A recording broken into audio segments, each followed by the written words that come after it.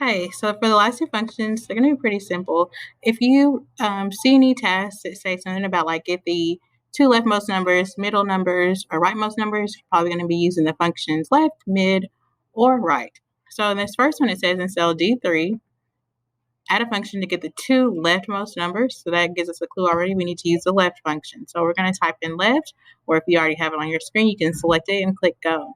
So we're going to be getting our text from cell B3, and we want to get two characters from the left. So we're going to type in the number 2, and that tells us it's going to give us the first two numbers.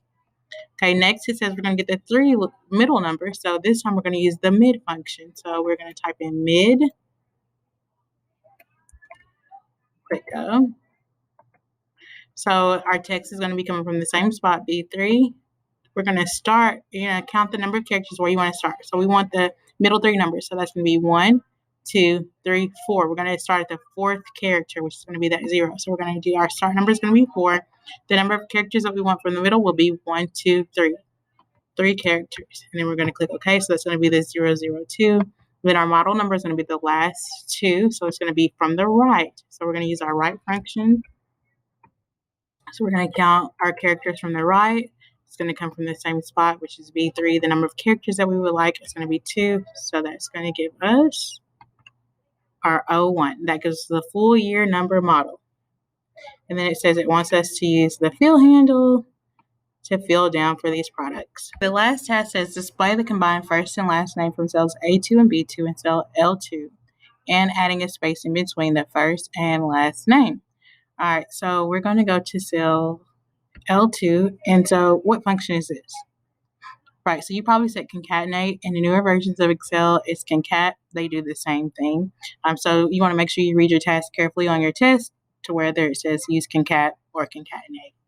So we're going to go to insert function, and we're going to type in concat, which allows us to combine text from multiple ranges.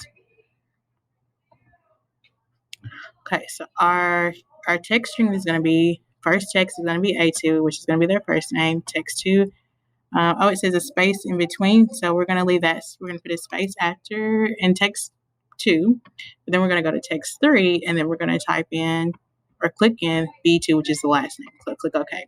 So you should see first name, space, last name.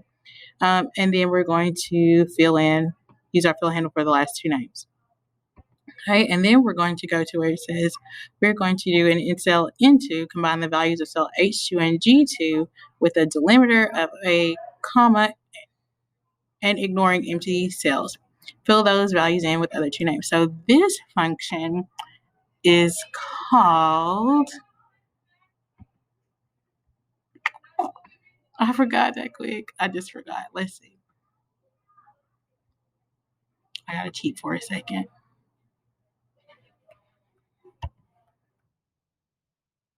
Text join. I forgot it, y'all.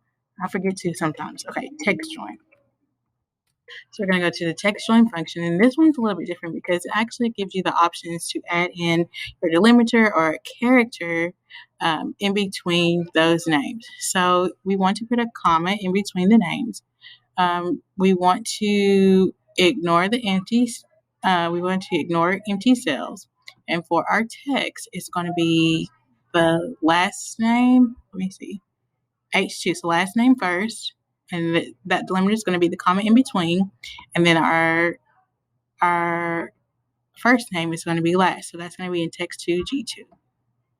And click OK. So it's going to tell us Jones, comma Amy, and then also we're going to fill in the names here,